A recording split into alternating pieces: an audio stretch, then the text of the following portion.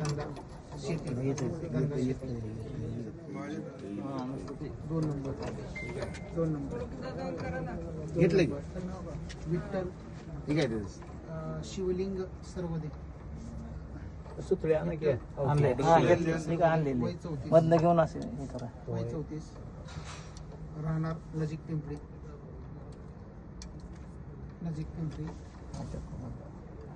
धंदा खाजगी नोकरी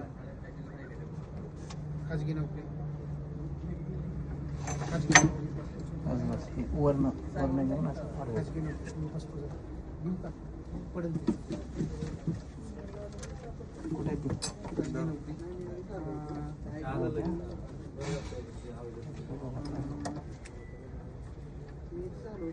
पंचायत निवडणूक निर्णय अधिकारी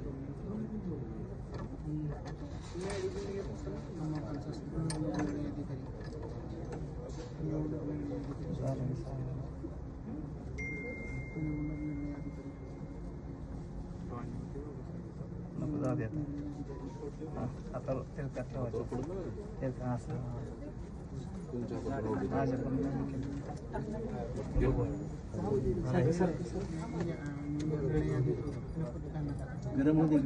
यांनी पंच म्हणून काम करण्यास तयार आहेत का विचारणा केली, त्यास आम्ही होकार दिला. काम करण्यास तयार आहे तुम्ही पण या की होकार दिला. आज जी ईव्हीएम मशीन सापडल्याची चर्चा आहे, तर नेमकं काय होतं त्यामध्ये? आज आमच्याकडे झेडो म्हणजे झोनल ऑफिसर नेमलेले असतात. त्या झोनल ऑफिसरकडे प्रत्येक मतदान केंद्रासाठी राखीव मशीन दिलेली असते. त्या राखीव मशीन दिलेली होती. तसं एक मतदान केंद्राचे ते झेडो होते, त्यांच्याकडे ती राखीव मशीन होती. ते मशीन जमा करायला इथं आले होते. इतर साहित्य आणि हे सगळं जमा करत असताना त्यांनी मशीन त्या बॅग ह्याच्यात ठेवली होती गाडीत.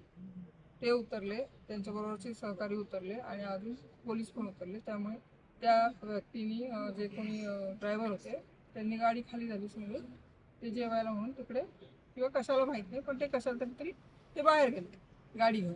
गाडी बंद ईव्हीएम तशाच बाहेर गेले. आता असं झालं की तिथे गेल्यानंतर तिथल्या लोकांच्या लक्षात आलं की ईव्हीएम आहेत गाडी, म्हणून त्यांनी त्या काढून बाहेर ठेवलं आणि मग तिथं सगळे लोक गोळा झाले.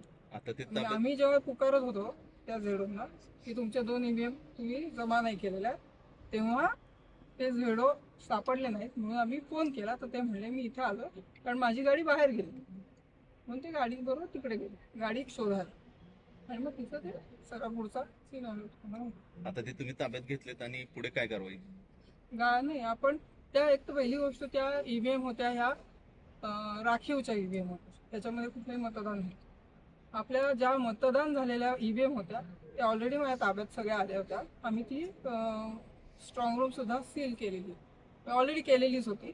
फक्त राखीवचा आम्ही हिशोब लावत होतो तेव्हा ही घटना घडली आहे.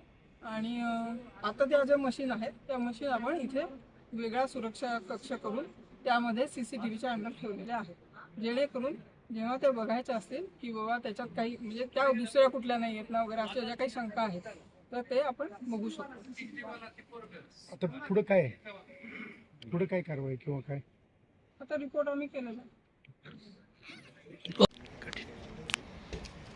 आज जिल्हा परिषद निवडणुकीचं मतदान झाल्यानंतर साधारण 10 वाजताच्या आसपास मला एक फोन आला आणि फोन आल्यानंतर त्यांनी असं सांगितलं की स्वराज्य हॉटेल जे मूळचं पुणे सोलापूर रस्त्यावरचं एक हॉटेल आहे, मूळमधलं ढाबा आहे, त्याच्या बाहेर रस्त्यावर त्या ठिकाणी EVM आहेत असं मला त्या ठिकाणी फोनवर सांगितलं. की ताबडतोब त्या ठिकाणी आलो तर त्या ठिकाणी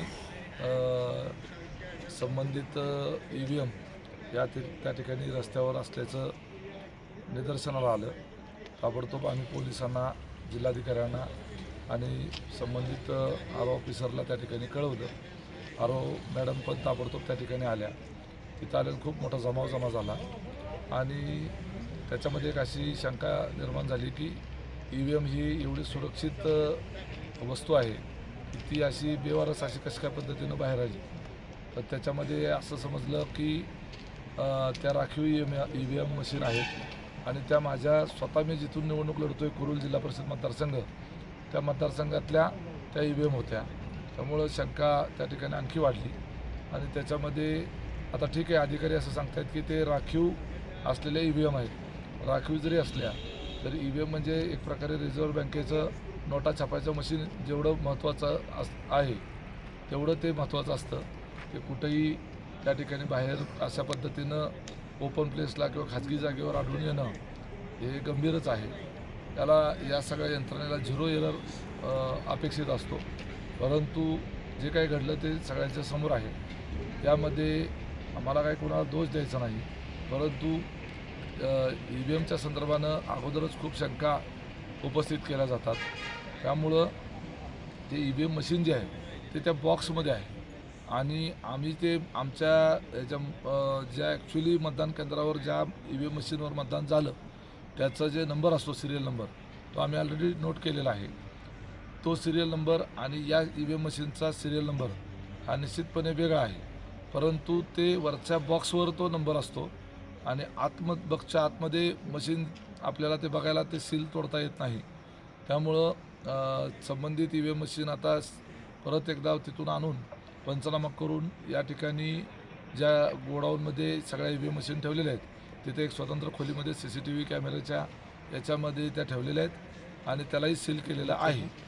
आता हे बघायचं याच्यामध्ये की आतमध्ये जे मशीन आहे बॉक्सच्या आतमध्ये त्या मशीनमध्ये वरचा बॉक्स आणि आतल्या मशीन त्याचे नंबर हे सेम आहेत का हे बघावं लागेल.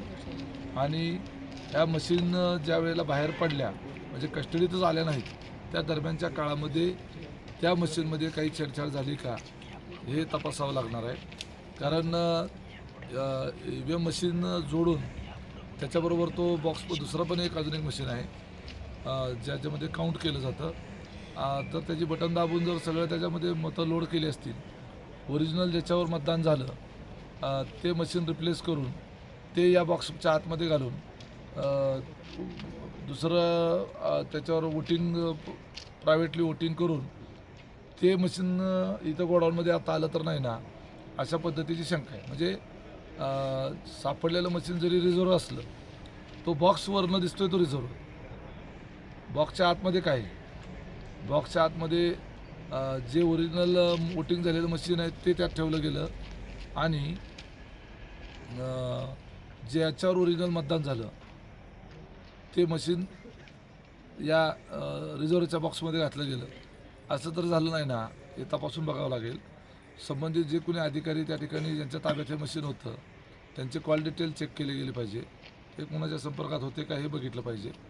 आणि याच्यामध्ये काही सध्या तरी सकृतदर्शनी कुठं काही त्यामध्ये मुद्दामून काही झाले का असं शंका तरी येत नाही आहे. पण शेवटी EVMच्या बाबतीमध्ये मुळातच ते शंकेच्या आणि डाऊटच्या घेऱ्यामध्ये असताना अशा पद्धतीची घटना जी घडलेली आहे ही संशयास्पद त्या ठिकाणी आहे. RO मॅडम ताबडतोब आल्या, त्यांनी जी काही प्रोसिजर नियमानुसार करायला पाहिजे त्यांनी केली. पोलिसही जागेवर लगेच आले, जिल्हाधिकाऱ्यांनी त्यामध्ये हस्तक्षेप केला.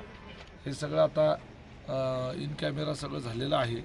आता मतमोजणीच्या दिवशी ते आता जिथं ह्या मशीन ठेवलेल्या आहेत त्या पंचांच्या समक्ष त्या उघडल्या जातील आणि ओरिजिनल जे मतदान झालेलं आहे त्याचं काउंट ह्या मशीनमध्ये काही काउंट आहे का किंवा याच्यामध्ये काही इरेज केलेलं आहे का हे सगळं बघावं लागेल. येस.